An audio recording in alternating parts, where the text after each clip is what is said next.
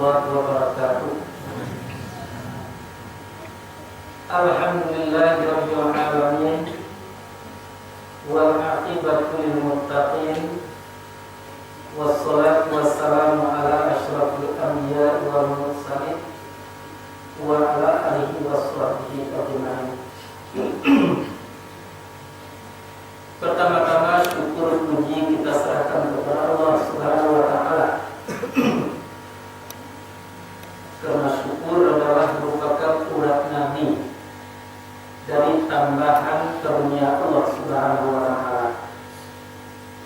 Karena Quran menjelaskan wa la in syakartum la azidannakum. Jika kamu bersyukur, maka akan kutambahi kepada kamu. Bisa-bisa umur pun ditambah bagi orang bersyukur kepada Allah Subhanahu wa taala. Salawat dan salam untuk Nabi kita Muhammad sallallahu alaihi wasallam. Karena Nabi itulah yang memperkenalkan kepada kita tentang Allah Subhanahu wa taala, tentang kebenaran sesuatu yang ada. Tanpa Nabi kita Muhammad, kita tidak akan kenal siapa Tuhan kita. Kita tidak akan kenal bagaimana sesuatu itu yang baik. Maka tentu kita akan mencari dengan kemampuan kita sendiri siapa Tuhan, mana yang benar. Zaman kini hal itu sudah nampak.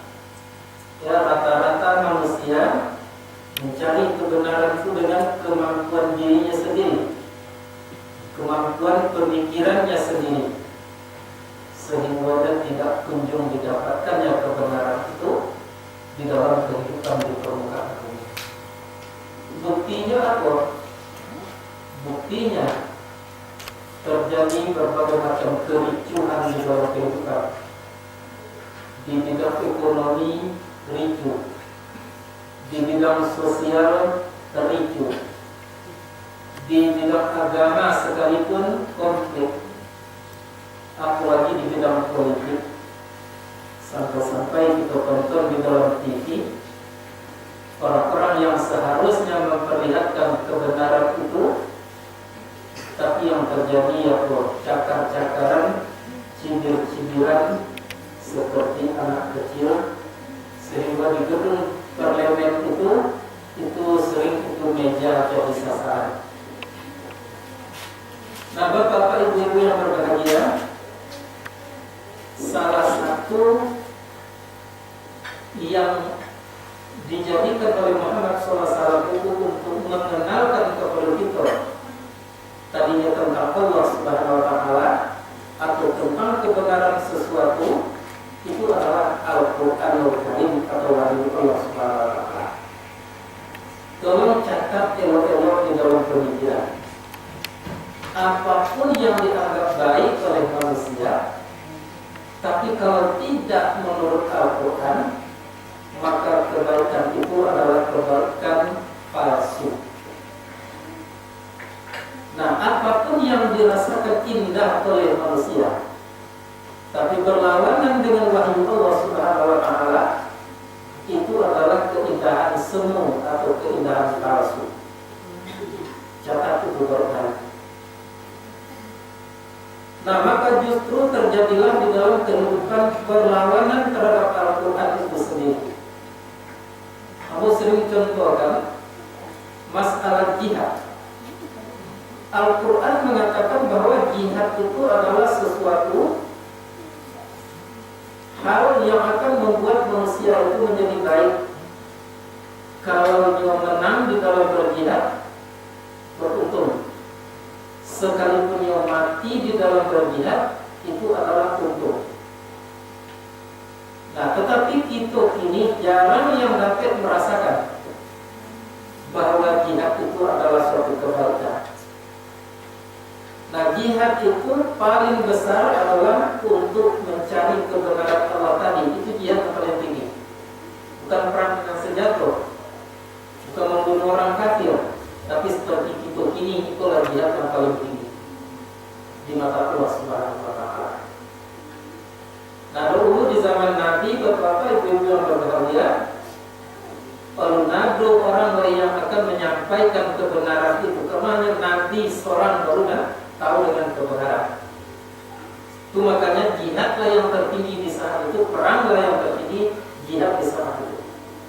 Tapi berikutnya, ya Nabi sendiri mengakui bahwa jihad yang paling tinggi adalah proses diri untuk sampainya kepada kebenaran wahyu Allah Subhanahu wa taala. Jadi kita ulang, catat dalam pemikiran, kalau saja protes bahwa apapun yang kita rasakan sebagai untung tak sesuai dengan Quran, itu keuntungan palsu. Apapun yang kita rasakan sebagai kebaikan tapi tak sesuai dengan wahyu Allah, itu adalah kepalsuan. Jadi orang-orang yang jauh dari Quran hidupnya penuh dengan kepalsuan. Yang namanya palsu itu tidak asli. Maka kini kita tidak tahu, tapi pada suatu saat nanti kita akan tahu. Sholat kita palsu, puasa kita palsu, agama kita palsu di hadapan Allah Subhanahu wa taala. Nah, inilah saatnya kita untuk memprediksi diri kita, apakah kita berada dalam kepalsuan. Jawabannya tergantung jauh lebih kita dengan Al-Quran Al-Karim itu sendiri. Nah, kemudian Bapak-bapak, Ibu-ibu yang berbahagia, kita ambil ayat Al-Quran itu untuk kita kaji. Nah, kalau kaji yang datang kepada Al-Quran itu kaji palsu. Kalau kaji yang tidak sesuai dengan Quran itu adalah kaji palsu. Itu boleh-boleh saja mengatakan seperti itu. Nah, Allah yang mengatakan di dalam surat Al-An'am, kita lihat dari ayat 153 sampai berikutnya tadi. Katakan ya Allah, A'udzu billahi minasyaitonir rajim. Wa anna hadza siratim mustaqiman fattabi'uhu wa la tattabi'us subula fatafarraqa bikum an sabili zalikum wassakum bi la'allakum tattaqun. Itu kalau kita baca boleh saja. Nah, akan lebih menyentuh kalau kita baca dengan nada, dengan irama. Tapi walaupun kita sudah disentuh oleh bacaan itu, yang tujuan maksud isi dari ayat itu kita masih belum tahu. Kecuali orang-orang yang telah tahu, maka untuk itulah kita perlu pelajari ayat Allah Subhanahu wa taala itu. Dalam doa sekali. Wa anna hadza siratun mustaqima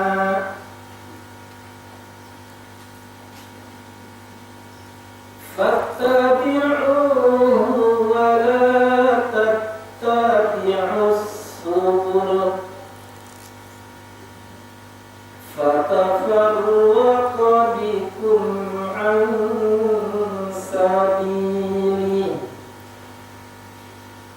dzalikum wassakum bi la'allakum tattaqun. Beda dengan bacaan yang tadi. Tapi kalau kita tanya, apa itu yang kita baca? Taruhlah bapak-bapak, ibu-ibu mengikuti apa yang membaca, bapak-bapak, ibu-ibu membaca pula. Pertanyaannya, apa yang kita baca? Itu dia. Wa anna hadza siratim mustaqim. Wa dan artinya, anna bahwa sesungguhnya, hadza ini, sirati jalan, mustaqiman benar, fattabi'uhu maka ikutlah olehmu akannya. Jadi arti lengkapnya, dan bahwa sesungguhnya inilah jalanku yang benar. Kalau tidak ini tidak benar. Hazanya itu punya madlul, arti ada yang ditunjukkan, yaitu Al-Quranul Karim. Al-Quranul Karim inilah jalan yang benar, fattabi'uhu maka ikutilah apa maunya Al-Quranul Karim itu. Kalau Al-Quran mengatakan untung, kamu harus mampu merasakan itu keuntungan. Kalau Al-Quran menyatakan itu jelek, kamu harus mampu merasakan bahwa itu keburukan. Kalau Al-Quran menyatakan itu rugi, maka kamu harus mampu merasakan bahwa itu adalah kerugian.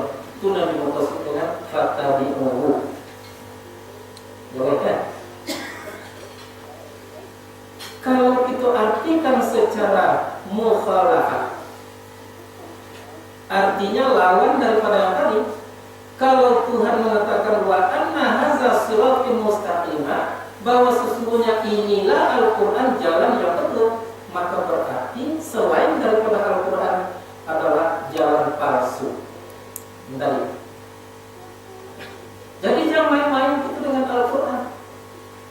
Aku sering sampaikan perlu kalau kita mencari kaji Quran belum tentu akan kita temui.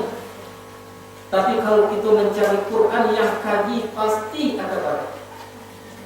Kalau Al-Quran yang kita cari ilmu pasti dapat. Tapi kalau ilmu yang diburu maka kaji tidak akan, Al-Quran tidak akan pernah ketemu. Itu sudah berlanjut mulai daripada Nabi Musa alaihissalam dan telah menjadi. Banyak orang yang belajar katanya belajar agama, tetapi ilmunya yang dipelajari itu adalah sihir. Terungkap itu setelah Musa alaihissalam menyatakan wahyu Allah Subhanahu wa taala kepada mereka. Akhirnya diadakanlah tandingan, maka jadilah bertanding antara kebenaran dengan yang tidak benar tadi. Maka tukang sihir Fir'aun membuat ular, si Musa alaihissalam pun membuat ular. Maka nilainya siang dan malam. Ular yang dibuat oleh Musa adalah kebenaran mutlak karena berdasarkan wahyu Allah Subhanahu wa taala.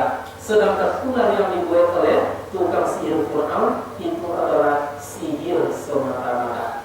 Bisa kita paham? Jadi barang siapa yang merasakan ada jalan lain, ada pedoman lain, ada tuntunan lain selain daripada Quran ini, berarti membantah Allah. Allah menyatakan tadi tidak ada selain dari ini jalan yang benar. Nah, manusia mengatakan bahwa ada jalan yang lain yang benar, maka berarti membantah Allah. Kata-kata membantah Allah itu namanya kufur. Orangnya adalah orang-orang kafir sekalipun kartunya Islam. Ini kita tidak tahu, tapi pada suatu saat nanti kita akan tahu. Madinuka kecil mereka nanti. Apa agama engkau? Itu akan menjawab nanti Al-Islam. Tetapi setelah Nabi rujukkan kepada Al-Quranul Karim, ternyata kita penantang Allah Subhanahu wa taala, maka jawaban kita sebagai orang Islam sia-sia atau palsu semata-mata. Jadi kaji kita ini kaji palsu semua. Takutlah kalau hidup kita hidup palsu. Tak ada maknanya hidupku nanti di dunia masyarakat. Takutlah agama kita kalau agama palsu. Maka untuk menghindar dari seluruh kepalsuan itu, nyatakanlah di dalam diri kita bahwa tidak ada jalan yang benar kecuali adalah Al-Quranul Karim. Maka wajib kita ikut, artinya wajib kita iakan apa yang dikatakan oleh Allah Subhanahu wa taala melalui Al-Quran tersebut. Kemudian Allah mengatakan wala tattabi'us subula. Nah, dan jangan mengikuti kamu akan subula. Subula itu jamak taksir namanya. Mufradnya sabili. Nah, kalau ada kata sabili itu diartikan artinya satu jalan. Tapi kalau subula itu banyak jalan. Maka wala tattabi'us subula, dan jangan kamu ikut jalan-jalan yang banyak itu. Jalan Quranlah yang harus kamu iakan, kamu ikut. Coba jadi ya.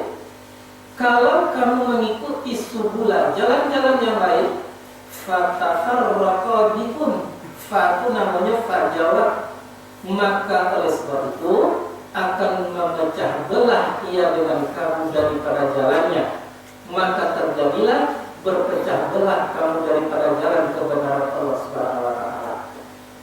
Lihatlah di zaman kita kini, orang-orang yang menyatakan membuat suatu kelompok pengajian pastinya mengatakan itulah yang benar. Apalagi nama daripada ngajian itu hendaknya pun luar biasa. Ya. Dan kemudian tampilan daripada pengajian itu luar biasa. Ukurlah kebenaran itu hanya dari situ, bukan daripada kitab Allah Subhanahu wa taala. Maka untuk itulah sering disampaikan dalam pengajian majelis taklim, kita tidak mampu rasanya mengatakan kita benar, majelis taklim kita benar, tetapi kita hanya mampu mengatakan kita sedang mencari kebenaran dengan wahyu Allah Subhanahu wa taala. Jadi orang yang mencari kebenaran harus dengan wahyu Allah. Kalau ada orang yang sudah mengatakan dia yang benar, itu salah, palsu. Karena Quran sendiri mengatakan al-haqqu mir rabbik wa la takunanna minal mumtarin. Yang benar itu adalah yang datang dari Allah, wahyu tadi, bukan kamu. Nah, jadi bukan kita yang benar. Oh, majelis taklim kita istiqmal bina marhamah. Nama itukah yang benar? Dek nama itu kebenarnya majelis taklim? Tidak. Yang membuat benarnya apa? Kita tahu bahwa kita mencari kebenaran, berusaha mencari kebenaran. Maka usaha mencari kebenaran itulah yang kebenaran. Jadi istiqmal itu artinya mencari kesempurnaan dari kebenaran itu sendiri. Itu artinya istiqmal. Musangkiko bapak-bapak ibu-ibu yang berbahagia. Bagi yang tua masih mau tahu, musangkiko dulu lihat ya, lihat dulu. Masih ada ini perumahan. Ambo sendiri yang menggagas untuk pindah kemari. Apa sebab? Karena itu letaknya di tengah-tengah. Tidak tanggung-tanggung dulu untuk sorotan kepada ambo sendiri. Nah, dijadikan ambo sebagai tukang, orang dianggap sebagai orang yang membuat-buat yang lain, ditantang dan lain sebagainya. Tetapi ketahuilah, yang kebenaran al-haqqu bir-rabbik wa la takunanna minal mumtarin. Allah sendiri mengatakan dalam ayat lain dalam surat Al-Israil, "Iza ja'al haqqu wa zahaqal batil." Maka pada tahun 75 kita berhasil di situ untuk meletakkan batu pertama di situ. Allah sendiri meletakkan di situ. Nah, yang lain yang paling berarti itu tidak bisa lagi berkutik. Ya, alasannya dulu menantang adalah itu ke balai dulu, balai adat ke namanya. Nah, maka langsung untuk karena mengenal sejarah sekaligus mencari kebenaran Allah, aku beri nama masjid ke masjid Istiqmal. Sampai kini aku yang memberi nama masjid Istiqmal.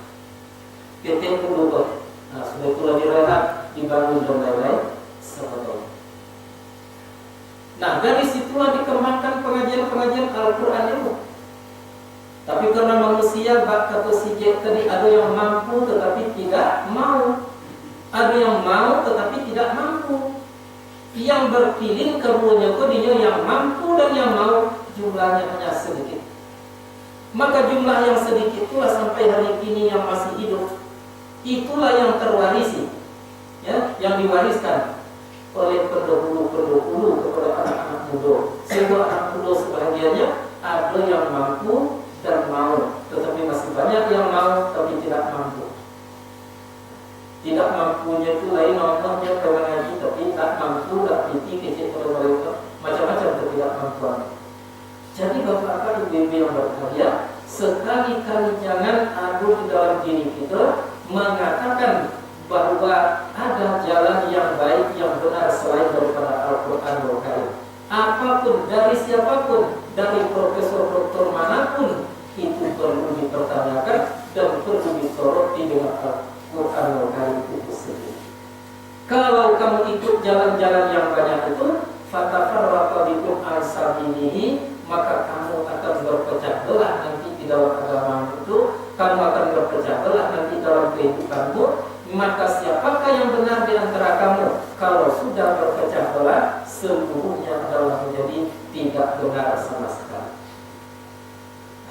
Perhatikanlah pengajian majelis taklim Istiqmal bina marhamah. Tidak pernah membusuhi yang lain, tidak. Cuman yang ada apa? Bisa menyalahkan, tapi menunjukkan mana yang benar. Itu pengajian majelis taklim. Ya, di dalam Quran kan ada pengajian-pengajian yang bersifat ilmu semata-mata? Tidak ada. Ya, umpamanya ilmu dagwi, tidak ada dalam Al-Quran, tidak ada di dalam hadis. Buktinya apa? Para sahabat pun tolong ada kisah. Kita bukan mencela, tapi kita hanya mengatakan bahwa itu tidak ada di dalam Al-Quran. Nah, yang ada di dalam Al-Quran itu apa? Yaitunya daya tahan bagaimana supaya bisa menangkal, menahan kehadiran neraka nanti. Kok masuk pun ke neraka, tak dimakan oleh api neraka. Itu nanaru kaji di majelis taklim. Kira-kira mana benar? Mana yang tinggi? Pengajian tak tolok dengan rokok atau pengajian tak tolok dengannya? Bisa dijawab? Tidak bisa. Siapapun tidak akan mau mengakui bahwa tak tolok dengannya itulah yang benar. Tetapi yang benar itu adalah tak tolok api neraka. Apa yang harus dilakukan itu? Jadi bersihkan, sucikan kehidupan kita. Neraka itu tidak akan memakan nanti kecuali yang kotor-kotor. Tak ada di dalam neraka itu yang baik, yang elok ada. Jadi seseorang insan, seorang manusia yang tubuhnya itu dipeliharanya daripada tidak suci, darah dagingnya dipeliharanya dari tidak suci, akal pikirannya nyepelihara daripada tidak suci, dan hati nuraninya nyepelihara daripada ketidaksucian, maka orang itu diharamkan masuk ke dalam neraka Allah Subhanahu wa taala. Tapi apabila seseorang itu pemahamannya sudah salah, tak sesuai dengan Al-Quran, amalannya sudah salah, tak sesuai dengan Quran, dengan kata lain tadi palsu seluruhnya, maka orang itu diharamkan masuk ke dalam surga. Jadi kalau kita betul-betul kepada Al-Quran, sekalipun kita belum menjadi orang suci, tetapi kita berusaha untuk suci, maka justru kita diharamkan dimakan oleh api neraka. Tapi kalau kita tidak mau seperti itu, cari jalan-jalan yang lain, maka orang itu diharamkan masuk ke dalam surga Allah Subhanahu wa taala. Kecuali orang-orang yang bertobat. Tapi mana mungkin manusia itu akan bertobat kalau tidak tahu dengan dirinya.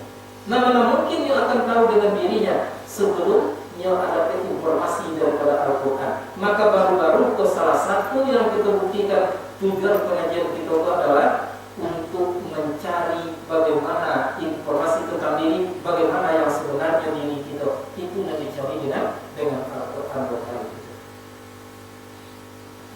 Jadi bapak-bapak, ibu-ibu yang berbahagia, kalau kaji dan pedoman, banyak sekali istilah-istilah yang dibuat-buat, yang dicetuskan dan lain-lain sebagainya.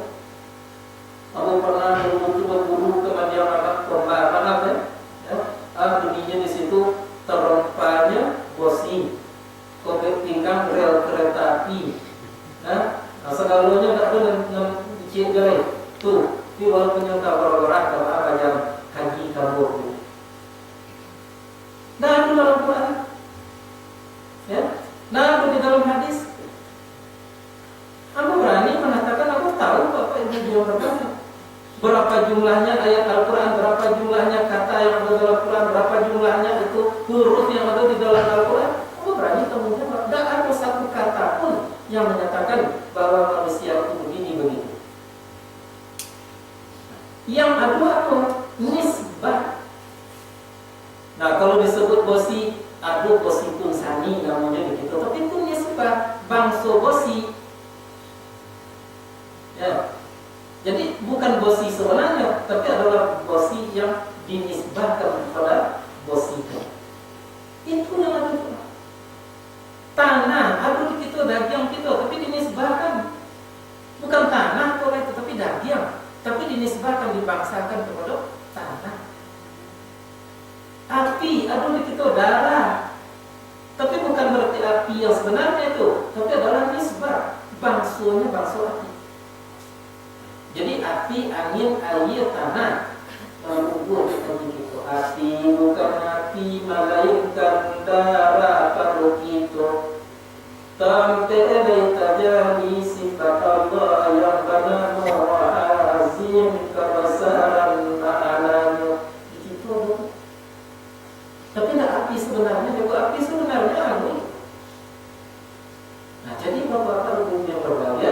tolong cari kembali kepada Al-Quran. Apa yang telah kita pahami selama itu, apa yang telah kita jadikan sebagai pegangan selama itu, kembalilah kepada Al-Quran. Cari kepada Al-Quran. Kadang-kadang kita tergiur dengan penampilan, ya, tergiur dengan gaya, dengan lagak. Tak seketik kini kau dengan tertipu dengan gaya, dengan lagak, dengan penampilan. Seseorang bergaya seperti Muhammad, berkata seperti Jibril, ya, tapi kiranya isi di dalam itu pengkhianat terhadap Islam itu sendiri. Nyocacek Islam itu dari luar. Bangun pemahaman-pemahaman yang tidak sesuai dengan Al-Quran. Jadi sebelum ini itu kalau ada orang mati dalam TV atau jadi orang siang sudah berpulang ke rahmatullah sampai kepada tempat peristirahatan yang terakhir, itu Yahudi itu membaca teks macam itu. Kubur bukanlah tempat istirahat yang terakhir. Sayang bapak-bapak ibu yang berbahagia, tim fokus rusak atau mungkin laptop yang rusak. Kalau tidak tadi sedianya akan memboroti. Nah, itu majelis taklim tadi terang. Kalau direncanakan pasti tidak jadi. Kalau di konsep tadi pasti ada halangannya. Aku tadi membawa satu kaset proses tubuh manusia di dalam kubur sampai hancur menjadi tanah, itu kamu suratan tadi. Karena direncanakan mungkin tersumbing ikhlas aku karena merencanakan dirusak oleh Allah Subhanahu wa taala. Sekali itu baru nanti Allah diputar. Lah jadi kembali kita kepada persoalan pokok bahwa jalan hanya Al-Quranul Karim. Oh, dia tidak pandai do, tidak pandai yang diminta, tapi berupayalah untuk menempuh jalan itu. Apa caranya? Belajarlah tentang Al-Quranul Karim. Ya. Kalau musafir beruntung sekali sebahagian daripada dusana-dusana kita, keluarga kita yang ada di Sicincin. Apa sebab? Karena pelajari Al-Quran itu memang sesuai dengan prosedural yang berlaku. Pelajari kata per kata, pelajari lafaz per lafaz, pelajari maudhu' daripada kata itu. Dapat itu soal yang lain. Ya, yang penting belajar. Maka kemauan untuk belajar Quran nanti yang akan mengharamkan seseorang itu masuk ke dalam neraka yang Allah Subhanahu wa taala. Ditanya kita disuruh masing-masing. Ya, contohnya mulai dari pada kaki kita berapa langkah yang telah kita langkahkan selama kita hidup. Kita ditanya nanti. Tak tahu aku ya Allah, la adri ya Allah, aku tak tahu entahlah berapa langkah entah. Di sisi Allah tercatat sekian langkahnya kamu langkah di permukaan bumi sampai mati itu. Sudahkah setiap langkahmu itu dengan ingat kepada Allah Subhanahu wa taala? Kamu merasa ingat kepada Allah Subhanahu wa taala? Orang akan menjawab nanti dua macam. Satu akan menjawab tidak. Maka orang yang menjawab tidak masuk ke dalam neraka Allah Subhanahu wa taala. Orang yang menjawab belum, maka masuk ke dalam surga Allah Subhanahu wa taala. Hati-hati. Nah, jadi langkah kaki kita pun tak berapa langkah kita langkahkan berapa meter kita berjalan, kita tak tahu. Di sisi Allah tercatat itu. Maka langkah yang benar menurut Al-Quran adalah ingat kita kepada Allah di dalam langkah. Tak lupa kita dengan kekuasaan hanya di Allah Subhanahu wa taala. Itu langkah yang benar. Nah, ditanya kita nanti lain seperti itu kita di permukaan bumi, kurang akan menjawab dua macam nanti. Ada yang menjawab tidak. Orang yang menjawab tidak masuk neraka. Ada orang yang menjawab belum, maka orang yang menjawab belum masuk ke dalam surga Allah Subhanahu wa taala. Logikanya apa sebab orang menjawab tidak? Karena tidak belajar. Ya. Di itu pasti tidak jawabannya. Apa sebabnya menjawab belum? Karena sedang belajar. Nah, maka belajar itulah yang akan melepaskan kita dari siksa yang Allah Subhanahu wa taala. Jadi Bapak Ibu yang berbahagia, di dalam kehidupan yang harus kita pelajari, yang harus kita selidiki, itu adalah wahyunya Allah Subhanahu wa taala. Nah, wahyu itu dua macam. Satu bernama Al-Quran, yang kedua bernama hadis qudsi. Yang Al-Quran itu adalah mutawatir, tidak ada yang dhaif, tidak ada yang mursal, tidak ada yang hasan, mutawatir artinya tidak ada yang lemah ayat Al-Quran, mulai daripada Bismillah sampai Quran Hujurat Nas. Nah, kalau hadis qudsi ada yang sifatnya dhaif, lemah, tergantung kepada si rawinya. Ada yang hasan, ada yang mursal, ada yang sahih. Misalnya hadis-hadis qudsi yang diriwayatkan oleh Bukhari, yang diriwayatkan oleh Muslim, itu hadisnya adalah hadis sahih. Itu beda. Jadi Al-Quran mutlak mutawatirnya, sahihnya. Sedangkan hadis qudsi wahyu juga tidak mutlak, ada yang lemah, ada yang sahih. Nah, kemudian Al-Quran itu adalah bersifat mukjizat, mengandung nilai mukjizat. Apa arti mukjizat? Melemahkan, menjawab seluruh persoalan-persoalan yang muskil. Kalau orang mengatakan Al-Quran itu dahulu di zaman Nabi itu dibuat oleh Nabi Muhammad, maka dijawab oleh Al-Quran. Contoh jawabannya, Alif Lam Mim, Qaf Ya Ain Shad, Yasin misalnya. Itu adalah untuk menentang, melemahkan pendapat orang yang mengatakan bahwa Quran adalah dibuat oleh Nabi Muhammad SAW. Nah, ditakjubiyah namanya, mengandung mukjizat. Tetapi kalau hadis qudsi itu tidak mengandung nilai mukjizat. Itu beda. Nah, maka kemudian ada hadis Nabi SAW. Itu kenal hadis tadi, ada yang sunnah, ada yang hadis biasa.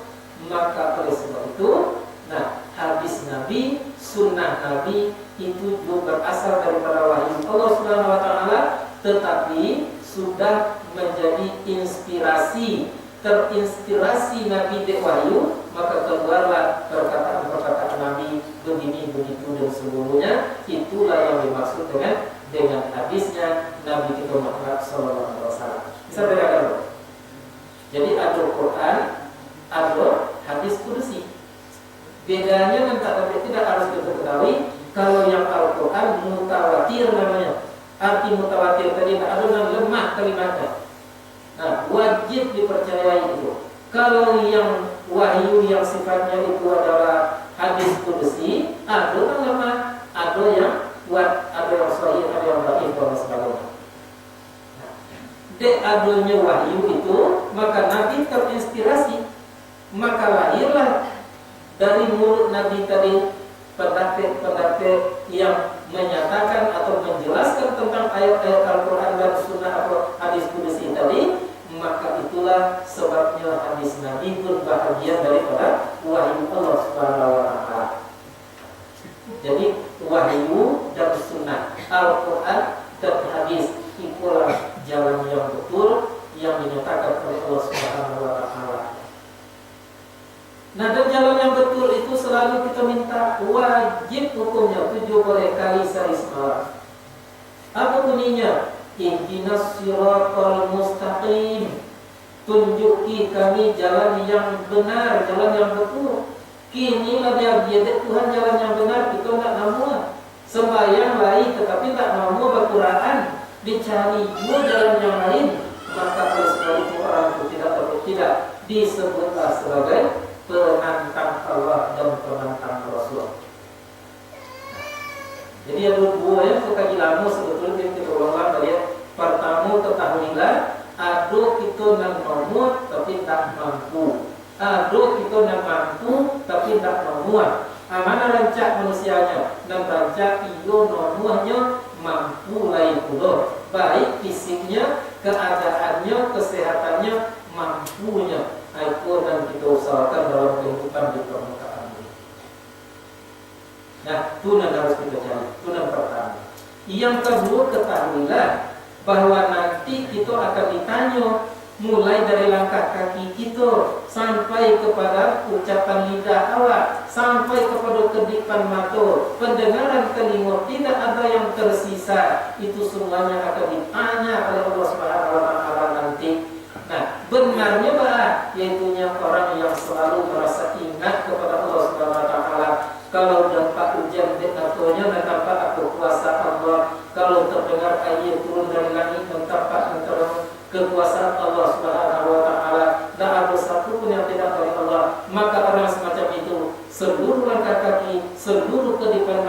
seluruh ucapan lidahnya itu adalah benar di sisi Allah Subhanahu wa taala. Ternyata itu tidak dapat kita capai yang semacam itu, maka perlu kita belajar. Nah, maka belajar pola nanti yang akan menjawab apa jawabannya nanti? Belum ya Allah, alun laidan ingin kepada Allah setiap langkah, alun laidan ingin setiap pencarian, alun zikir dan kepada Engkau ya Allah. Nah, waktu aku berbicara di waktu mengaji seperti ini wajib mengingat Allah Subhanahu wa taala, tapi alun ya Allah, maka orang ini akan masuk ke dalam surganya karena sedang belajar. Tapi ada orang nanti menjawab tidak ya Allah, mengapa tidak? Karena tidak belajar, maka masuk kami ke dalam neraka Allah Subhanahu wa taala. Jadi jangan dihiraukan saja apa yang kita dengar dari seseorang sekalipun dari murid kamu sendiri. Tunggu dulu dia akan sebelum jalin itu kebenarannya menurut Al-Qur'anul Karim, karena tadi al-haqqu min rabbik wa la takunanna minal mumtarin. Jadi kalau dia mengecilkan Quran inilah jalan yang benar, maka ikutlah dia, itu berarti dari dia dapat minta itu namanya. Nah, walaupun benar Anda sampaikan, tapi perlu diselidiki karena manusia itu tidak sepenuhnya benar. Tapi kinilah Quran yang Nabi bacakan, inna haza siratim mustaqima fattabi'uhu, lalu dan sampaikan dalam pengertiannya bahwa kamu wajib mengikuti jalan Al-Qur'anul Karim, ikut oleh Al-Qur'anul Karim itu. Tidak dulu mau kita percaya, nak mencari dua yang lain, maka berarti bukan memusuhi Ambo, bukan berarti melawan Ambo, tapi adalah memusuhi Allah Subhanahu wa taala gitu. Maka orang yang memusuhi Allah akan dilupakan oleh Allah, akan digelapkan kehidupannya oleh Allah terhadap kebenaran yang sesungguhnya. Nah, sesungguhnya orang barabai hidup di muka bumi, kok sembahyang mungkin aja itu yang benar agaknya, mungkin aja itu yang benar agaknya. Nah, apa saja yang amalkan mungkin, maka Quran pun menjelaskan seperti itu. Orang-orang yang sesat itu tidak lain yang mengikuti kecuali adalah dugaan semata. Dengan ayat berikut, zalikum wassakum bihi la'allakum tattaqun. Zalikum artinya demikianlah, wassakum mewasiatkan Allah akan kamu. Kalau yang namanya wasiat itu adalah suatu kepastian, maka arti wasiat di situ, wasol di situ adalah menetapkan Allah untuk kamu dengannya. La'allakum tattaqun, mudah-mudahan kamu bertakwa. Jadi begitu Allah sudah menetapkan kepada Adam, kepada Nuh, kepada Idris, kepada segala macamnya, sampai kepada Muhammad dan kita, sampai akhir zaman nanti, asal kita mengaku sebagai orang mukmin, Allah sudah membuat suatu ketetapan bahwa tidak ada jalan yang benar kecuali adalah ada wahyu Allah Subhanahu wa taala. Payamet wahyu itu ya, kami jangan tahu inna haza sirati madbur maf'ulun bilai. Nah, baca kami tak pandai, tak ada masalah. Yang penting apa? Belajar. Lain masih terkena cerita seseorang pembunuh durhaka kepada Allah sampai 99 orang membunuh manusia. Lalu terjadi di dalam dirinya tadi suatu gejolak. Andai kata dan perturutkan kehidupan seperti ini, maka tidak ada harapan lain dan menjadi orang baik. Maka sebaiknya dan carilah kebenaran. Dia belajar, ingin belajar. Dia temui seseorang, belajar dari seseorang, mulu-mulunya tanyakan bahwa Ambo sudah 99 orang membunuh apa? Mungkinkah tobat Ambo diterima? Mungkinkah Ambo menjadi orang baik? Buya mengajarkan dan kami tak tahu dengan Quran. Quran mengatakan sebesar bukit Uhud pun kesalahanmu, kalau kamu bertobat Allah mengampuni. Tapi Buya tadi mengatakan tidak mungkin Allah mengampuni kamu karena sudah 99 membunuh orang. Ada 50 Buya tadi. Cukup 100. Nah, keinginannya makin bertambah. Kalau jadi kota rujak, kalau ada kejadiannya itu, dicarilah ulama siap kira-kira yang bisa menjawab, menyelesaikan, menata dan memimpinnya di dalam kebenaran. Menuju suatu daerah, suatu negeri dari tempat kediamannya sendiri, pasti sampai di tengah jalan mati. Ya, mati di tengah jalan. Berebutlah malaikat pada waktu itu. Malaikat azab mengatakan itu adalah urusan aku, karena orangnya orang maksiat asal aku yang menurut buya lu dia mendalam kebenaran. Nah, malaikat rahmat mengatakan ini urusan aku. Mengapa? Karena dia sedang mencari kebenaran. Akhir-akhirnya timbullah malaikat Jibril. Aku kecil malaikat Jibril, daripada kalian berbantah, lebih baik dihukum sebagai adil dengan adil. Baca rohnya, ukur dari tempat berangkatnya kepada tempat tujuannya. Diukur kiranya lama dia salto atau selongkar dari tempatnya menuju tadinya, ibarat seperti risiko ke Bukit Sitabur, mati di tengah jalan. Diukur jarak dari Bukit Sitabur ke tempatnya mati, dari yang baru ke tempatnya mati, kiranya lama dia selongkar. Maka orang tadi ditanya oleh malaikat di dalam kuburnya, sudahkah engkau menjadi orang benar? Belum. Mengapa? Sedang berusaha, sedang berjalan baru. Sedang berusaha mati untuk menjadi kebenaran. Nah, sudah jadinya tak masuk dalam neraka Allah Subhanahu wa taala. Begitu mudahnya dalam agama. Nah, jadi tak usah dicari yang berlebih-lebihan di dalam Islam. Baru perlu mengaji tadi harus dalam-dalam, iya, tapi dalamnya itu jalan benar dalamnya. Seperti kaji malam tadi di Bukit Sitabur. Ya, aku terangkan Bapak Ibu yang berbaik menjadikan orang yang tidak ikut tidak tahunya nama suara KTP. Ya, si J, dia malam tadi. Dah. Lain tahu si J kini ko nama surat dapat kaji malam tadi. Tak, pasti tidak jawabannya. Nah, kini dia tanyakan, apa yang dikatakan sabar? Kira-kira apa jawabannya? Nah, baru si J tahu kini tutup dia dapat. Apa lagi nak datang dari yang kamu? Aku nanti kecilkan sabar kata. Tapi orang yang datang hadir malam tadi pastinya dapat. Pastinya tahu apa yang dikatakan salah. Sabaru, fasabbaru nafsaka. Sabarkanlah diri engkau. Surah apa malam itu? Surah Kahfi. Jadi yang akan disabarkan itu apa? Diri engkau. Mengapa? Karena di diri engkau itu terletak segala rasa. Maka sabarkan diri engkau. Artinya manfaatkan, pergunakan segala sesuatu yang ada pada diri engkau tadi secara benar. Itulah yang dikatakan sabar. Nah, jadi pertanyaannya, apa yang dikecilkan sabar? Yaitunya mempergunakan rasa-rasa yang ada di dalam diri secara benar. Itu namanya sabar. Itu namanya. Sampai menceritakan malam tadi, di waktu anda meninggal dulu mati di situ manani. Ya. Kalau kuliah kini kau orang mati kita ceritakan permainan sana tak ada. Aku je nyaman yang wonuna, kereta wonuna. Buya tu lain tak serba pulau kesannya dewan jeket yang mencekiram, yang menyambut. Hampir sepakat mulai mengecekkan ia dan tak sabar pulau dan apa sebab?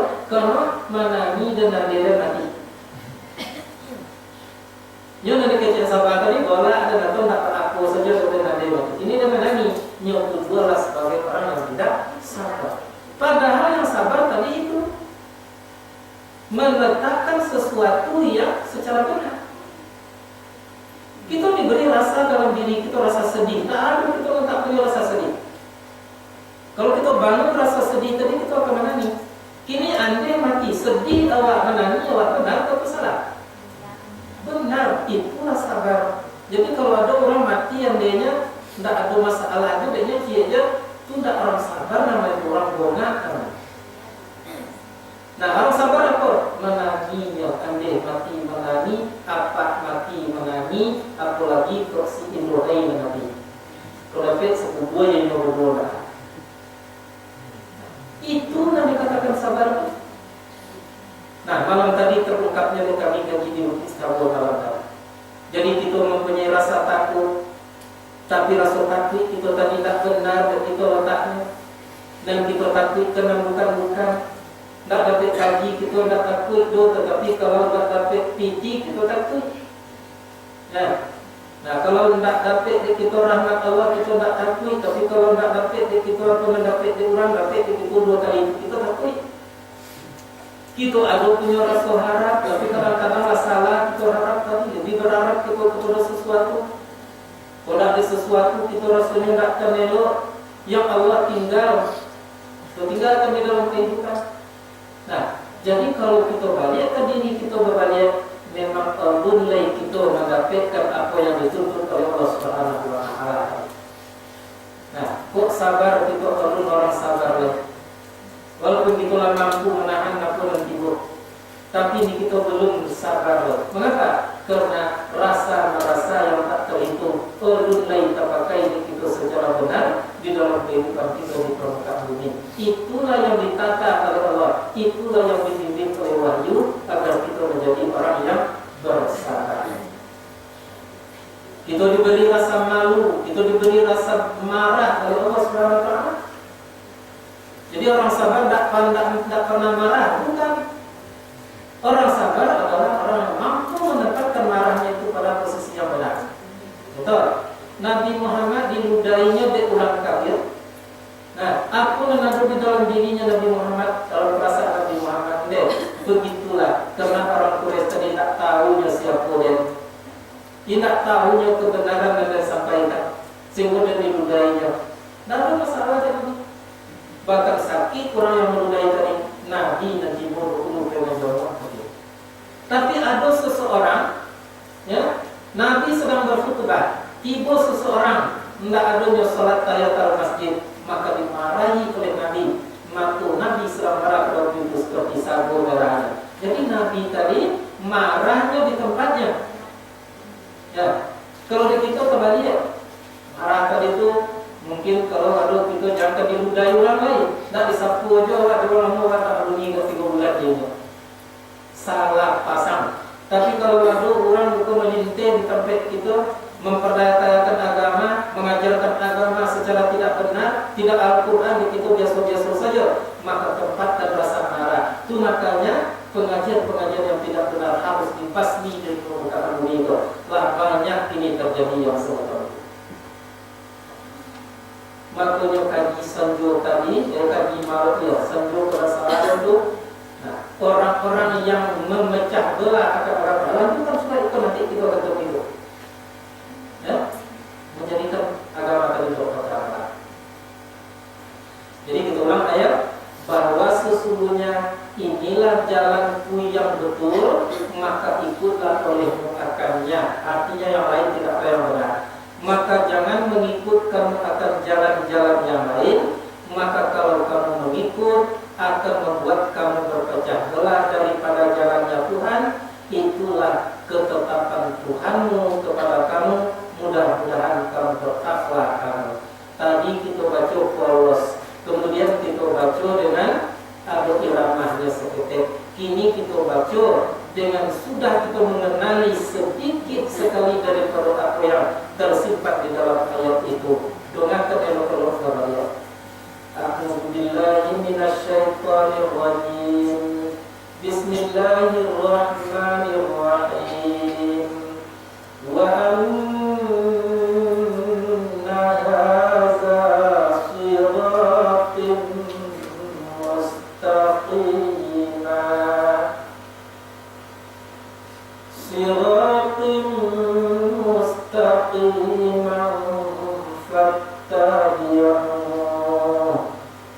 ولا تتبعوا السبل فتفرق بكم عن سبيله ذلكم وصاكم به لعلكم تتقون. Cukup kita perhatikan wa anna hadza siratin mustaqiman fattabi'uhu wa la tattabi'us subula fatafarraqa bikum an sabilihi dzalikum wassakum bihi la'allakum tattaqun. Coba bapak-bapak, ibu-ibu mewakilkan membaca kamu, tetapi kita membaca di dalam hati kita persis seperti nama baca. Ingat, pesan itu adalah untuk diri kita masing-masing, bukan untuk orang lain. Wa anna hadza siratun mustaqiman fattabi'uhu wa la tattabi'us subula fatafarraqa bikum an sabili dzalikum wassaqakum bi la'allakum tattaqun. Waktu itu kamu baca surah itu baca selesai. Nah, kemudian ayat berikut, summa ataina musal kitaba tamaman alal lazi ahsana wa tafsila likulli syai' wa hudan wa rahmah la'allahum bi liqa'i rabbihim yu'minun. Karena ada kesannya si Allah SWT begitu. Cuma kita tahu yang dibaca dari Quran. Nah, itu kalau kita anjak kepada yang lebih mendekatkan kepada Allah SWT, artinya kita lakukan dengan tindak summa ataina musal kitaba tamaman alal ladzi ahsan wa tafsilan likulli syai'in wa hudan wa rahmah la'allahum bi liqa'i rabbihim yu'minun. Apa kesannya seperti itu? Nah, kita lihat apa yang dibaca tadi itu. Kemudian mendatangkan kami akan Musa akan kitab yang menyempurnakan kitab itu akan nikmat atas orang-orang yang berbuat baik dan akan menjadi penjelasan bagi tiap-tiap sesuatu dan akan menjadi petunjuk dan menjadi rahmat. Mudah-mudahan mereka dengan menemui Tuhan mereka mati. Nah, yu'minun, mereka percaya benar. Banyak orang yang tahu mati tetapi sebenarnya mereka tidak percaya. Maka kitablah yang menjelaskan itu. Baik kitab yang diturunkan kepada Musa atau kitab yang lain, apalagi Al-Qur'anul Karim, sedetil-detilnya menyatakan menyempurnakan nikmat Allah Subhanahu wa taala kepada orang berbuat baik, dan sedetil-detilnya Quran tadi menjelaskan seluruh perkara yang ada di dalam kehidupan tentang sesuatu, sekaligus menjadi petunjuk dan menjadi rahmat. Dengan tujuan Tuhan agar kamu benar-benar percaya tentang menemui Tuhanmu, itu tidak pasti akan terjadi. Itu artinya. Nah, kita lihat ataina itu fi'il madhi. Fi'il madhi itu memakai masa yang telah lampau. Maksudnya telah kami datangkan kepada Musa kitab. Mengapa Allah mengatakan fi'il madhi di situ? Karena yang dituju adalah kitab Muhammad SAW, Quran. Kami pun telah dulu mendatangkan kitab pula, memberikan kitab pula kepada Nabi Musa seperti kitab yang diturunkan kepada Muhammad. Ya, apa gunanya? Tamaman, menyempurnakan.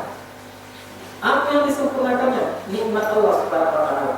Jadi dari sekian nikmat yang ada di permukaan bumi tanpa kitab, maka nikmat tidak jadi sempurna. Itu dia kaki tadi. Tapi kitab tak dia, maka kaki pasti tidak menjadi nikmat. Mengapa? Karena kita tidak tahu bagaimana cara yang benar untuk mempergunakan kaki. Kita diberi mata, kalau tidak ada kitab, maka tidak sempurna mata tadi sebagai nikmat. Nah, apa sebab? Karena kita tidak akan mampu mempergunakan mata secara benar karena tidak ada kitab yang menuntun. Kita diberi hati oleh Allah Subhanahu wa taala. Di dalam hati itu terletak berbagai macam rasa tadi, maka tidak akan mampu kita menjadikan rasa-rasa tadi secara benar kalau tanpa bimbingan daripada kitab. Maka disebutlah kitab itu sebagai tamaman, menyempurnakan nikmat. Maka dalam majelis taklim pun sudah kita sampaikan, dari sekian nikmat-nikmat yang paling banyak, yang tak terhitung jumlahnya, yang paling tinggi nilainya adalah wahyunya Allah Subhanahu wa taala. Itu bisa jadi orang kaya, tapi kalau tak dibimbing oleh wahyu Allah, oleh kitab, maka kekayaan itu bukan nikmat tapi akan menjadi laknat. Kita bisa memiliki dunia itu menjadi raja dunia, tapi kalau tidak dibimbing oleh wahyu Allah Subhanahu wa taala atau kita, maka kita akan menjadi orang yang celaka hidup di permukaan bumi. Dan itu sudah dipaparkan oleh Allah dalam kehidupan kita. Kok kayu dan kabisawit cari sajalah Fir'aun laknatullah, dikarenakan tidak dibimbingnya Fir'aun tadi oleh wahyu Allah, maka justru kekayaannya tadi mencelakakan Fir'aun itu sendiri. Kok pangkat jabatan dan kadiatan juga Fir'aun dia tak ada pangkat yang setinggi Fir'aun sehingga Tuhan pangkatnya. Nah, maka karena dia tidak dibimbing oleh wahyu, maka si Fir'aun oleh pangkatnya dicelakakan oleh pangkatnya. Kalau ingin kita tahu siapa yang paling sehat di permukaan bumi, gue cari Fir'aun. Sampai ratus tahun semua Fir'aun itu dalam satu riwayat, mulai dari kecil sampai mati, tidak pernah merasakan sakit kepala seketika pun, tidak pernah demam demam tinggi dalam kehidupannya di permukaan bumi sampai mati. Nah, tetapi karena tidak dibimbing kesehatannya itu oleh wahyu Allah Subhanahu wa taala, maka Fir'aun pun menjadi sombong, menjadi angkuh, menjadi ajib dikarenakan kesehatan yang dimilikinya. Nah, benar Al-Quran atau kitab sebagai nikmat yang tertinggi. Ini kita balikan. Kok bangsa yang kadiatom cari sebut Nabi Soleh alaihissalam sampai kini kuburnya tak menerima harta benda dunia. Kalau ada orang memberikan kain untuk menyelimuti menyawat kuburnya, ibu sekali itu mula-mula. Itu kebangsaan Nabi Soleh. Tapi karena Nabi Soleh dibimbing oleh wahyu, maka Nabi Soleh tadi damai, tentram, selamat dari dunia sampai ke negeri akhirat. Nah, kok sakit yang kita celia? Nah, ada lain yang mengatasi sakitnya Nabi Ayub. Habis dimakan kulit, tinggal lidah dengan hati tetap makan kulit. Karena dia dibimbing oleh wahyu Allah Subhanahu wa taala atau oleh kita, maka Ayub adalah menjadi orang yang dapat mencapai rahmat Allah dan nikmat Allah yang paling tinggi lagi. Coba Ayub sudah tua sakit, akhirnya balik menjadi orang yang berumur 80 tahun kembali. Cari Nabi kita Muhammad SAW kadang-kadang payah dalam kehidupan, tapi karena dibimbing oleh wahyu, kepayahannya membawa dekat kepada Allah. Sehingga di Nabi Muhammad berkumpul seluruh baik dan buruk. Nah, kecuali sakit. Kok bangsa yang kediantong tak ada yang melalui bangsa Nabi Muhammad. Lebih pula dari Nabi Soleh. Contohnya bergantungan batu di pinggang Tuhan, masuk ke ditobakkan di angin di ulang tak makan. Kok kayu yang kediantong? Coba cari Nabi Muhammad SAW di waktunya nikah dengan salah seorang perempuannya, mas kawinnya 100 ekor unta. Nak 1.000 kolor, 100 ekor unta. Kalau ibarat ini ke mungkin ada sekitar 10 miliar itu mas kawinnya. Kok hina dan kadiatong, sebab cari Nabi Muhammad itu dihina-hina, dilempari oleh orang-orang Taif, oleh penduduk Makkah pada waktu itu. Tapi karena dia dipimpin oleh wahyu Allah Subhanahu wa taala, maka dia semakin dekat kepada Allah. Nah, kemuliaan yang kedisawui Nabi Muhammad SAW di tangannya kunci timur dan barat. Nah, sehingga pada suatu waktu itu Umar bin Khattab masuk ke rumah Nabi, didapati Nabi sedang tidur.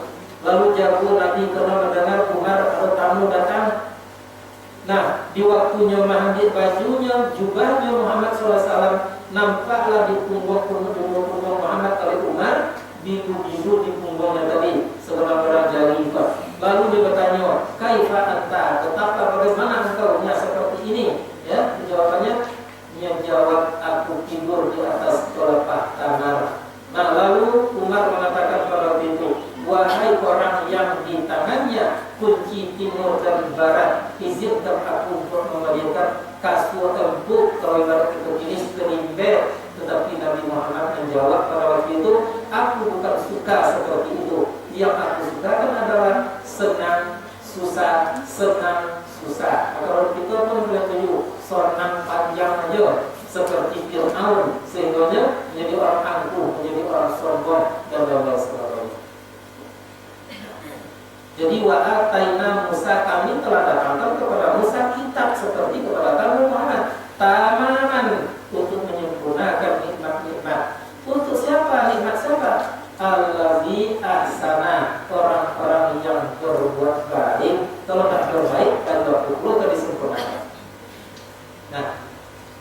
Nah, dan kemudian kitab itu adalah sebagai tafsiran, tafsir. Kalau dalam pengajian majelis taklim ada arti lafziah, ada terjemah, ada buku tafsir, ada itu ada tafsir. Nah, dan dia tafsir tadi ada tulis takwil. Jadi ada takrir. Begitu juga dengan Al-Qur'an. Jadi beberapa ulama ya, tafsir artinya perincian. Tidak ada yang tidak disebut oleh Allah dengan Quran. Tidak ada yang tinggal oleh wahyu Allah Subhanahu wa taala menyangkut dengan kehidupan manusia dari dulu sampai kini. Dalam ayat lain Allah sudah menerangkan bahwa sebelum dijadikan manusia, bahkan sebelum dijadikan alam semesta, yang rahmat itu sudah diciptakan oleh Allah Subhanahu wa taala. Jadi barat itu memberi ternak, lalu kandangnya dulu supaya selamat. Sebelum manusia diciptakan, lagi buatkan dulu rahmat untuknya, yaitu undang-undang dan peraturan untuknya. Siapa yang mengikuti, dia selamat. Siapa yang tidak, dia tidak selamat. Dari Adam dimulai. Kalau ada juga kita opinian coli kepada agama, itu kelewatan itu. Nah, kalau umat Nabi Adam dulu coli kepada agama wajar, karena baru hidup. Nah kita sekian ratus tahunnya, ya, menerima ajaran-ajaran kebenaran. Lah sekian kita memiliki Al-Quran, masih kita coli oleh beragama, itu keterlaluan namanya di pandang orang Allah Subhanahu wa taala. Nah, itu kita susun. Nah, dan kemudian tafsir tadi, penjelasan tadi, likulli syai'in, li untuk kulli semua, syai'in sesuatu, jadi untuk segala sesuatunya dijelaskan oleh Al-Quran. Tak ada yang tak dijawab. Itu sebabnya Al-Quran itu universal. Nah, kalau kita menyebut masalah ekonomi, Quran dahulu berbicara tentang itu. Kalau kita bicara tentang politik, Quran dahulu mengatakan masalah politik. Kalau kita bicara tentang sosial, Quran sudah jauh lebih dulu bicara tentang sosial.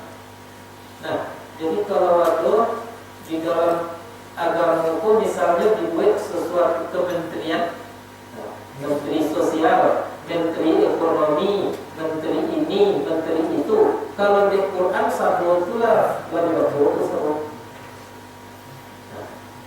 Jadi tidak usah kita pikir-pikir tentang ekonomi. Contoh misalnya, wala tubazziru, jangan kamu bersifat mubazir. Artinya apa yang kamu manfaatkan itu harus bernilai di sisi Allah Subhanahu wa taala. Ada itu yang mubazir itu apa? Tabuang kan itu. Iya betul tuh, tabuang. Tapi tabuang yang menurut kita tadi lain. Tak baru bayi, tak bakal halu bayi, itu dia dibuat tapi bangunan tak aku mubazir. Ada tuh bang kampung dan tidak kampung hutan dan tidak kampung ukur. Dia takut dimubazir menjalankan haji, kemudian mubazir. Semuanya kalau nyomong mulai, dan putih hari macam tu buatnya tu seperti susunan macam tu buat tadi tak pernah ya. Jual di korbet itu dia pernah. Kalau nyomong boleh pun ada yang kami sekitar tak pernah balik. Tanya kenapa dia itu mubazir. Anak mubazir tu tak itu dong. Kalau kita makan tak baca bismillah tu mubazir namanya. Pawi konyang pahala tak dapat. Kalau kita minum tak ingat kepada Allah, tu mubazir namanya tu. Nah jadi Al-Quran itu sudah berkata tentang ekonomi, artinya jangan kamu mubazir. Kalau kamu mencari, kamu dapat pahala. Kalau kamu bernafkah, kamu dapat pahala. Termasuk kalau kamu makan setiap puncak nasi yang kamu makan tadi, kamu dapat pahala di sisi Allah. Caranya bapa mudah, ibda bismi rabbik, mulailah dengan membaca nama Tuhan engkau. Di bidang sosial, nah teman-teman Al-Quran sudah bicara tentang itu. Ya, ini siapa menteri sosial ini? Dia menteri sosial ini. Kalau waduh, tidak mengaku-ngaku kalau dicari sosial yang diajarkan oleh Al-Quran. Kalau Quran mengatakan sosialnya itu seperti yang tadi, ya, seperti tadi nama tu, dan pay umrah biswa. Kalau waduh menolong dapat bagian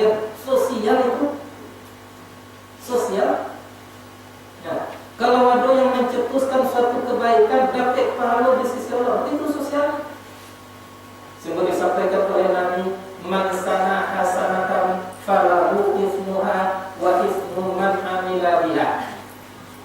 Siapa yang melakukan suatu kebaikan, ajru man amila biha. Hadisnya, man sana hasanatan falahu ajruha wa ajru man amila biha wa ajru man tabi'ah. Siapa yang membuat gagasan suatu kebaikan, maka untuknya pahala, dan kemudian diberikan tambahan kepadanya pahala orang-orang yang mengamalkan, diberikan tambahan kepadanya pahala orang-orang yang mengikutinya, sampai kapanpun, sampai dunia kiamat, tetap mengalir nanti pahala orang yang mengikuti, tanpa dikurangi kepada orang yang bersangkutan. Jadi sosialnya bagaimana? Tapi jangan lupa sebaliknya demikian, man sana sayyi'atan falahu ismuha wa ismu man amila biha wa ismu man tabi'aha wa ismu man amila. Barang siapa yang membuat gagasan yang tidak benar, maka baginya dosa dan dosa orang mengamalkan, dosa orang yang mengikutinya ditambahkan kepada mereka. Kalau kita buat suatu gagasan dapat dosa 100, diikut di orang 10, masing-masing dapat pahala 100, jadi 1000, tambahkan ke kita jadi 1100 di awal. Diikuti di orang 1000, dapat pahala 1100, maka ditambahkan pula kita sebanyak itu, tanpa dikurangi kepada orang yang bersangkutan tadi. Sosial adil di dalam agama Al-Quran. Dalam Al-Quran. Kalau bisa katakan Quran, dan dia. Kalau mati itu, cuma bedanya misalnya kalau lolo itu dibalik orang balik di Tuhan, kalau mati darah itu dia mengikuti waktu dia kontrol dari kita semua.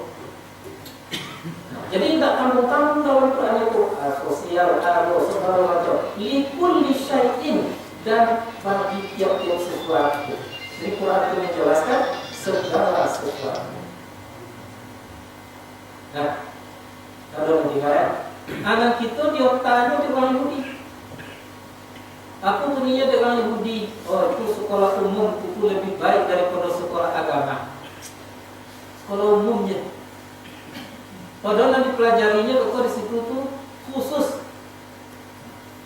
umpamanya belajar tentang biologi misalnya. Nah, makhluk hidup, akhirnya betul sampai pelajaran tadi ke itu khusus betul, kayak beras misalnya pelajaran. Di sabu itu sekolah umum. Padahal yang umum tadi kesannya Quran. Quran kalau dipelajari, tidak ada karena ada putih-putihnya pelajarannya tentang ekonomi, pelajaran tentang makhluk hidup, pelajaran tentang planet, pelajaran tentang bumi. Tidak ada akan pernah berhenti Al-Quran tadi berbicara tentang itu. Dan sesuai dengan perkembangan ilmu dan pengetahuan. Tidak cukup hanya sekedar itu saja yang disebut di Al-Quran. Nah, jadi tafsilan likulli syai'in, penjelasan bagi tiap-tiap sesuatu, artinya tidak ada yang tinggal. Termasuk Allah itu sendiri, itu dijelaskan oleh Al-Quran. Itu. Wahudan, dan petunjuk kita itu. Petunjuk itu adalah menerangi, sehingga orang menyebut petunjuk itu dengan nur. Jadi orang yang tak dapat petunjuk berarti orang tadi gelap, sehingga dapat itu.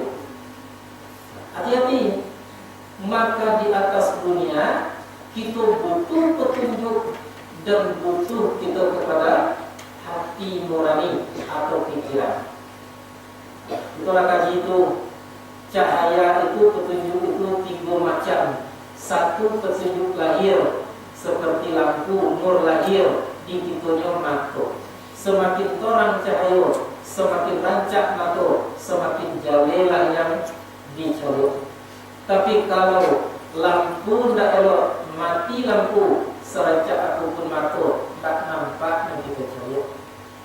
Sebaliknya demikian. Ya, lampu terang, masuk itu butuh, tak nampak yang dicolok. Maka oleh sebab itulah, maka lampu harus terang, mata itu harus elok. Maka sekecil apapun akan tampak itu apa yang diterangi oleh cahaya. Nah, kemudian ada cahaya itu nur akli namanya, akal kita. Nurnya cahayanya apa? Quranul Karim yang kita sebut ini. Jadi semakin Quran tadi berkuatlah, ya, semakin Quran tadi dijelaskan segala jalannya. Nah, kemudian yang akalnya sehat, maka justru pada waktu itu akan tampak apa yang diterangkan oleh Al-Quranul Karim. Kalau Al-Quran sunni saja diganti kaji dengan selain Al-Quranul Karim, seorang apapun itu tak akan tampak kebenaran Allah. Itu makanya banyak orang di dalam pengajian bukan membuat gaji supaya lebih menarik. Ada orang di dalam TV kaji, mengurusi kaji, namanya apa alatnya? Satu keluang, ya. Yang kedua masjid marmut. Yang ketiga pakaian ompek krustel. Nah, pakaian yang ompek krustel tadi itu harus diganti dengan piti. Sudahlah beko alatnya itu hal-hal yang haram, itu dipanggul dulu ompek krustel tidak seketik itu. Tapi karena otaknya tidak jalan orang tadi, kuno otaknya, maka itulah yang benar kejadiannya. Semata berlomba-lomba kecil. Kira-kira ada itu 30 orang yang mengaji itu. 30 kali sampai postel, para postel tu ganti je piti, berapa dapat banyak tu. Nah, kalau dengan Al-Quran tak seperti itu doh. Sampaikan kebenaran, sampai postel, Tuhan yang punya tanggung jawab. Tidak adanya Tuhan punya tanggung jawab. Seperti ini kan, lawi dengan menurut ibu Tuhan yang punya usaha.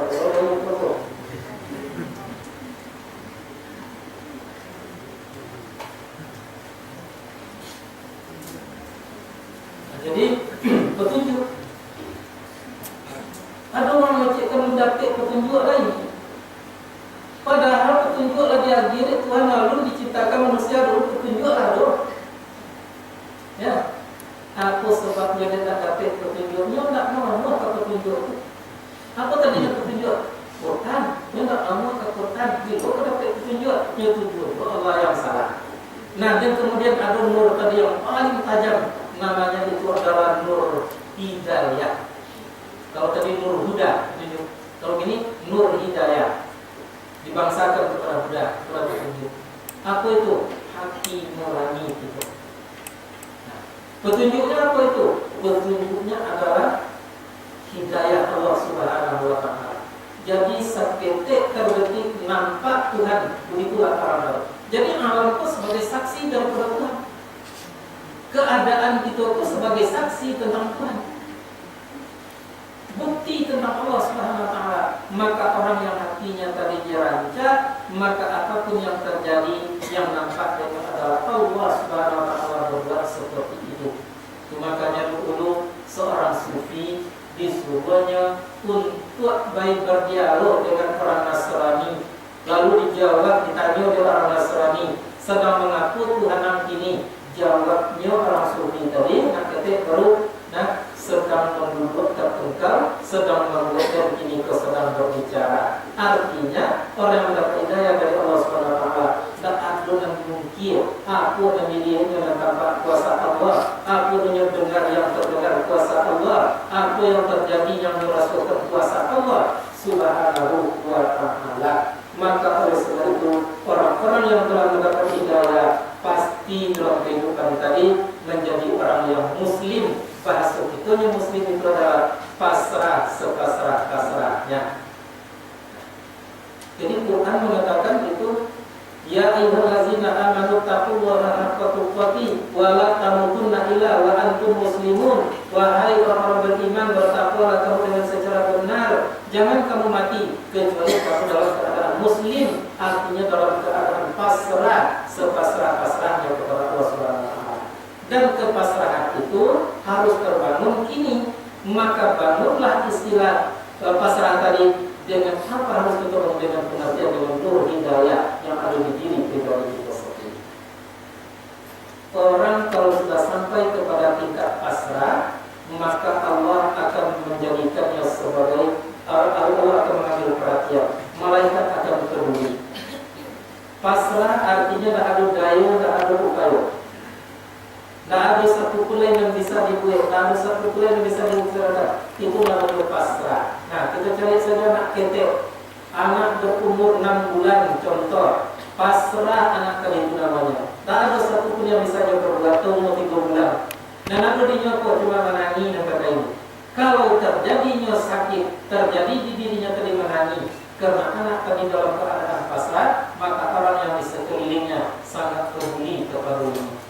Nah, ini kita pasrah di hadapan Allah Subhanahu wa taala, maka Allah akan peduli kepada kita, dan apa pun yang ada di sekitarnya para malaikat akan peduli kepada kita. Tapi untuk mencapai rasa pasrah tadi itu perlu hidayah daripada Allah Subhanahu wa taala. Coba kita bayangkan. Dan kita pun dia di dunia pun tak seketik yang kita inginkan. Dan bisa kita mendapatkannya? Tak bisa. Kadang-kadang yang kita inginkan tadi ya tak mungkin. Tak mungkin yang kita inginkan tadi. Pada saat itu kita pasrah. Jadi aku pasrah tetapi akal yang untuk mendapatkan apa yang ini. Betul yang kita takutkan. Nah, kita takut sakit, kita tak mau miskin, tak mau berkekurangan, tapi terjadi juga. Nah, kalau kita analisa, kita tak bisa berbuat apa-apa. Itu adalah ketentuan dari Allah Subhanahu wa taala. Maka akhirnya kita akan pasrah kepada Allah Subhanahu wa taala. Nah, maka kalau kita sampai kepada tingkat pasrah, Allah akan peduli. Maka apapun yang kita jeritkan, apapun yang kita rasakan, Allah akan mencarikan jalan keluarnya. Jadi satu paham. Ya, anak itu menanginya, kita mencari caranya apa dikenangi anak. Mungkin dari wangi, kita suruh wangi itu, kita pandang dari wangi. Nah, mungkin dia sedang sakit wangi, dia kita carikan pun dia sakit wangi. Nah, kita kalaupun pasrah kepada Allah Subhanahu wa taala pun seperti itu, Allah akan bertanya, apa kiranya yang dikeluhkan oleh hambaku, apa gaknya yang ditangiskan oleh hambaku, maka Allah akan mencarikan solusinya. Orang yang tidak pasrah, maka Allah tidak akan peduli kepada mereka. Maka oleh sebab itu lihatlah kehidupan kita, apa yang kita inginkan tidak mungkin tercapai, tapi ingin juga akhirnya timbullah rasa pasrah. Apa yang kita takutkan tapi timbul, maka berarti tidak pasrah harus kita lakukan. Maka pada waktu itu kita akan diurus oleh Allah Subhanahu wa taala. Banyak contoh-contoh dalam kehidupan pribadi itu, sesuatu yang dibutuhkan tapi tak kunjung dapat, sedangkan yang benar-benar butuh atau benar-benar ingin. Nah, tetapi karena sampai kepada tingkat pasrah, maka Allah Subhanahu wa taala mencarikan solusinya. Jadi orang yang pasrah, Allah akan peduli kepadanya. Apalagi kalau orang tadi sampai kepada tingkat tawakal. Nah, maka seluruh beban hidupnya wakilkan kepada Allah Subhanahu wa taala. Oh, penyakitnya derita, tawakal kepada Allah, berserahkan kepada Allah. Ya, kemiskinan yang derita, berserahkan kepada Allah Subhanahu wa taala. Maka pada saat itu seorang hamba yang bertawakal, maka pasti akan menjadi ringan, hilang derita, hilang susah, hilang gelisah di dalam kehidupan. Maka saat itulah manusia tadi akan teratur hormon tubuhnya, maka justru manusia tadi akan menjadi baik, stabil, netral kehidupannya, lahir dan batin. Jadi Bapak Ibu yang berbahagia, Islam adalah Alkitab, adalah merupakan penyempurnaan daripada nikmat yang telah diberikan oleh Allah Subhanahu wa taala. Maka tanpa kitab, maka tidak ada artinya nikmat yang diberi Allah kepada kita. Kalaupun ada kitab tapi kita tidak peduli, maka tidak ada artinya nikmat yang diberikan Allah Subhanahu wa taala kepada kita. Contoh tadi Fir'aun, contoh tadi kekayaan Fir'aun, dan nabi-nabi lain yang baik itu sudah kita contohkan di dalam Al-Qur'an. Nah, warna la'allahum bi liqa'i rabbihim yu'minun, mudah-mudahan mereka dengan menemui Tuhan mereka yakin atau beriman mereka. Nah, kemudian Allah tadi sering mengulang-ulang kata. Pengulangan kata itu namanya itu taukidiyah. Apa namanya? Taukidiyah atau taukid. Untuk benar-benar memfokuskan, memang tidak ada jalan yang lain. Maka Allah mengulang di situ. Wa hadza kitabun anzalnahu, dan inilah kitab Quran yang telah kami turunkan akannya, mubarakan, yang akan memberi berkah, fattaquhu, maka jangan ragu-ragu, ikutilah olehmu akannya. Wattaqu, dan bertakwalah kamu. Takutlah kalau kamu menyimpang dari Quran itu. La'allakum turhamun, mudah-mudahan kamu diberi rahmat. Turhamun adalah fi'il mudhari' yang dibina bagi majhul. Dumma awal wa kusira ma qabli akhirih, maka turhamun itu artinya diberi rahmat, pakai awalan di situ. Jadi mudah kami Quran saja kami tidak lebih dari Quran. Di luar rumah kecil kami yang kamal Quran ke Quran panjang aja kaji cuma gilur, harus selesaikan Tuhan. Tak ada kaji selain dari Quran. Inilah kaji dari Adam dulu lain, tapi bentuknya lain. Quran di dalam bentuk wahyu Allah Subhanahu wa Ta'ala. Dan kemudian Allah kita bahas lain, Allah menyatakan kalau Quran diturunkan, kitab diturunkan untuk menjawab segala kemuskilan kamu, pendapat-pendapat keliru kamu. Apa salah satunya pendapat keliru yang ada pada dirimu? Antaqulu innama unzilal kitabu ala qa'ifatain min qablina wa in kunna an dirasatihim la ghafilin, bahwa akan mengatakan kamu hanya diturunkan Alkitab ini atas dua partai, yaitu Yahudi dan Nasrani dari sebelum kami, dan bahwasanya kami daripada mempelajarinya Al-Quran itu sungguh orang acuh tak acuh. Itu pendapat mereka. Jadi kecilnya Quran itu turunnya kepada Yahudi dan Nasrani. Ini nyatanya turunnya kepada Nabi Muhammad. Akhirnya sakit hati. Akhirnya kesongnya apa putar. Apa jadinya? Quran itu diturunkan untuk Yahudi dan untuk Nasara. Tapi kami di dalam mempelajarinya tidak acuh, tidak mudah mempelajarinya. Atau kamu mengatakan, ya, lau anna unzila alaina alkitabu la kunna ahda minhu. Jikalau bahwasanya Quran itu diturunkan kepada kami, sungguh kami akan lebih mendapat petunjuk dibandingkan mereka orang-orang beriman. Ada itu namanya isim takdir, lebih mendapat petunjuk. Faqad ja'akum bayyinatun min rabbikum, padahal sudah datang berbagai macam keterangan dari Tuhan kamu dan petunjuk dan rahmat. Faman azlamu min kadzdzaba bi ayatillah, siapakah yang lebih zalim daripada orang mendustakan tentang ayat Allah, wa sadaqa dan berpaling ia daripadanya. Sana jaziyal lazina sadaku, kami pasti akan membalasi orang-orang yang berpaling daripada ayat-ayat kami, kata Allah Subhanahu wa Ta'ala.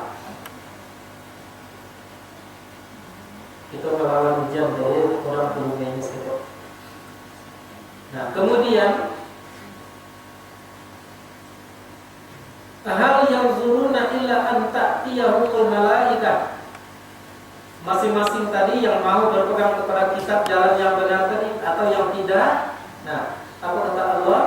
Tidak ada yang mereka tunggu.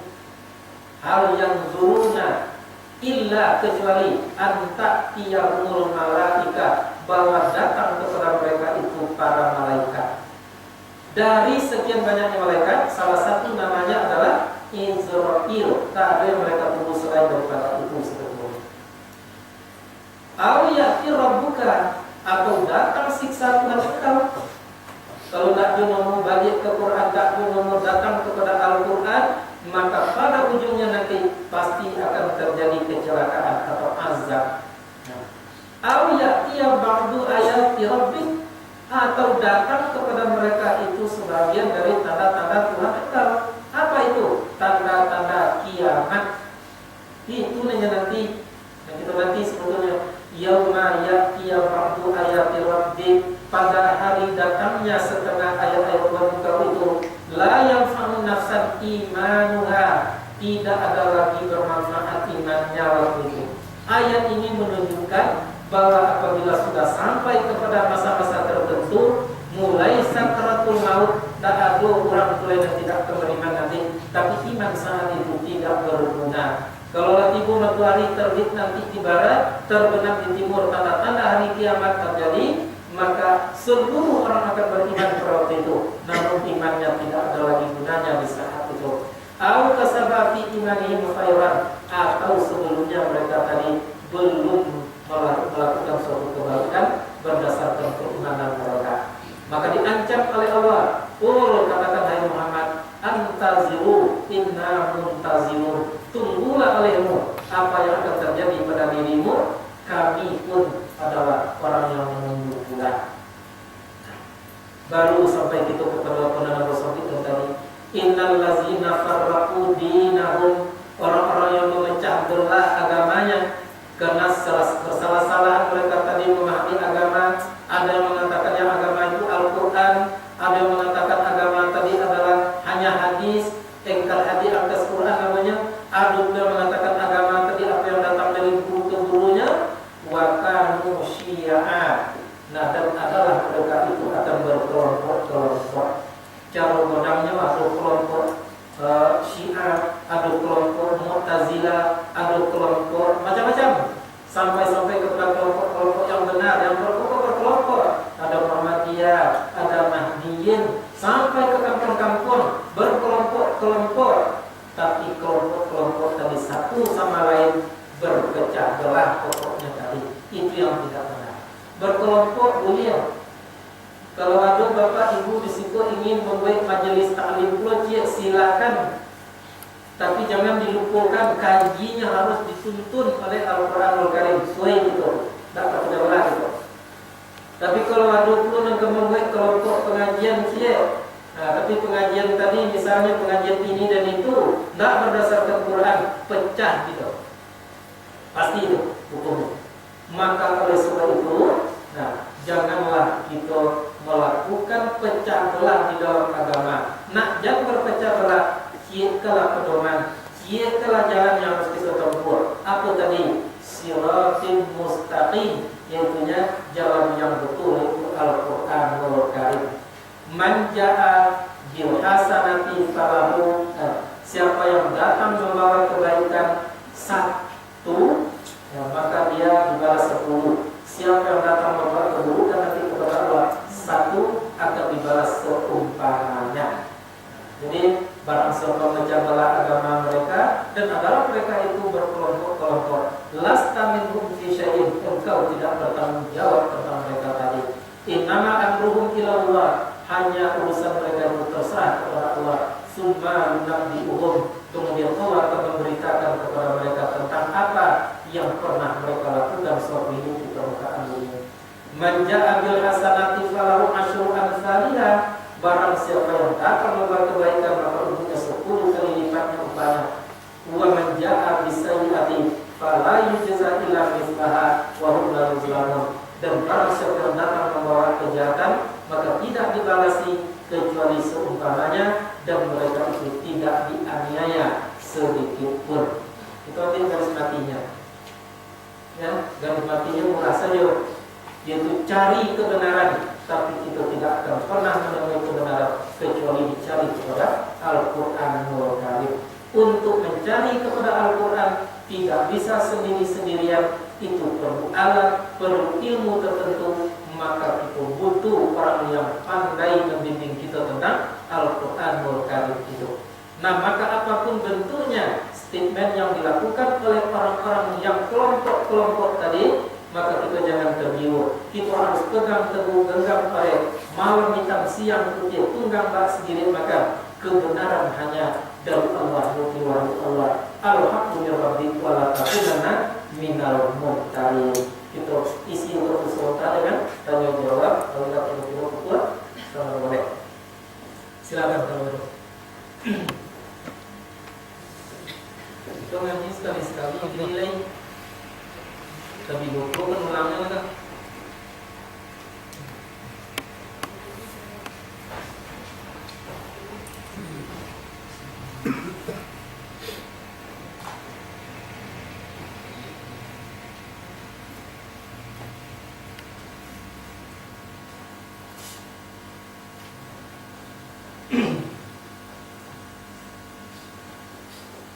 Dapat ya, sementara kita